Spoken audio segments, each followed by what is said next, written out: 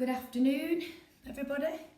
This short video will give you some teaching points in relation to some floor-based asanas.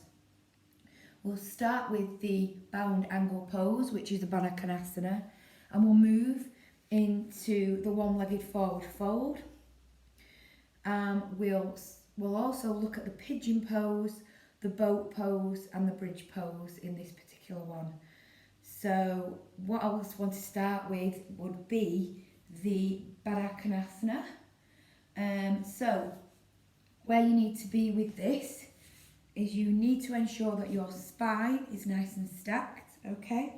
So if you need to put a cushion just under the edge of your spine and your sitting bones, you may do, so that it can just naturally roll them up like this, okay? So you're not sat back like this.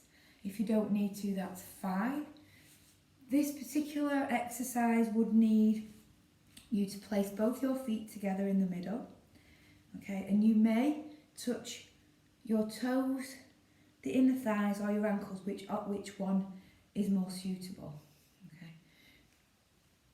Once you get in a position, you inhale, lengthen spine. Exhale, push your inner thighs down towards the floor, but remember where your shoulders are. So just think about where your shoulders are and release them. Okay, this is where we want to be. And we just sit and relax for a number of breaths, breathing evenly in this pose.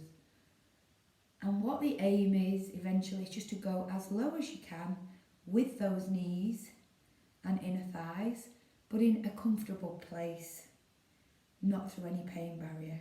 If you get some mild discomfort, that is absolutely fine.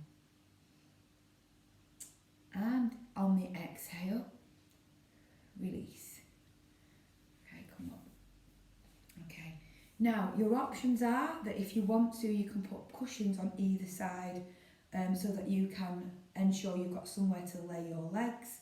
If you're happy not to, that's absolutely fine. Those are the options. So the next one is very similar. It's another hip opener, but it actually is just one side of the hip. So I will ask you to put your right leg out and your left leg can go anywhere. So the aim originally for the pose is in the pubis fold. However, you may put your leg as far down as you need to that you feel is comfortable. Okay? Again, you can put a cushion under here if you feel that you need to support the leg. And the toe should be pointing up. You will open your arms and inhale and exhale and tilt your spine. So it's not this, it's a tilt spine over.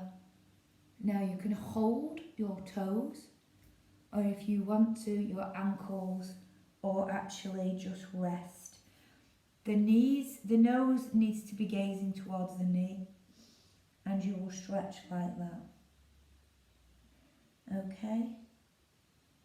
Now eventually the pose will be that you will be able to lower your whole body. That could take many years. But this is a really good stretch of the hamstrings. And on the exhale you come back up and you would do the opposite side, which would look similarly like this. Now a good way to get into this is actually you can push your body into it if you struggle, bringing your leg up. Okay, your hips should be faced forward, arms up and a fold over on the inhale, and then breathe evenly as you're in that position. Okay, you'll lift up on the exhale. So that is your bound angle pose, which is Baranasana, which opens both hips slightly, and the other one is a singular hip opener, which is the forward one-legged forward fold. Okay. So within that there is also the forward fold with both legs, which is very similar, which will be an inhale up and exhale fold over and reach. With this one, it's not knees to nose. It's just tilting that spine to push as far as you can. You can hear, or you can be here. It's up to you. They are both stretch the hamstrings. The only difference is the other one's hip openers, and also you may feel some strength around the knees. That is just stretching some of the ligaments of the knees. Okay, so the next one I'm going to go to is going to be a pigeon pose. And this pigeon pose, I'm just going to get a cushion. Okay, so just give me a minute so I can show you. This pigeon pose looks like this. Now, how it is meant to be for the elites is you're meant to place, so I'm doing your right foot, your right leg down like this, and the whole idea is that the leg runs straight in front like that, and then you push your left leg back. It's not always possible for people to have that like that, including myself. So it's not really about the pose, getting it like that, but it is about getting the position of your hips right. So if you can take your right leg out in a position that is comfortable for you, okay, and then push your left leg back. Okay, so you really push the left leg back, and I'll give you a side view in a minute. Now the whole idea is that your hips are straight. And I don't want your hips to wobble like that to one side, because the whole idea is you sit in that position. To support that, you could put a cushion under your bottom, then it allows your hips to be aligned. The next option, if you want to progress, is to place your hands on the floor and also your elbows, and you actually can place your head on the floor or stretch out like that. That gives a wider stretch of the outside of the glutes and the inside of the thighs. Okay, so the main progression as you get better at this is that the foot moves out towards the side than it being specifically under the thigh. But it's a really, really good stretch. Now, I'm going to show you the opposite side, but from sideways on, so you can see. So I'm going to take my left foot out, okay, and take my right leg back. I'm going to show you the cushion, which aligns my hips to allow me to sit up in that position and my hips moving forward, being forward, together, parallel, and not sitting over. The progression would be that. Okay. Really, really good stretch. Okay. So that is the one-legged pigeon pose, and I've showed you on both sides. I'm also going to show you the bridge pose and the boat pose in this particular video. Okay, the bridge pose, doing it sides, you can see, would mean that you would put your feet on the floor as near as you can to your bottom. Okay, shoulders nice and firm on the floor and relax. If you can, touch your ankles, that's a great sign. If not, don't worry.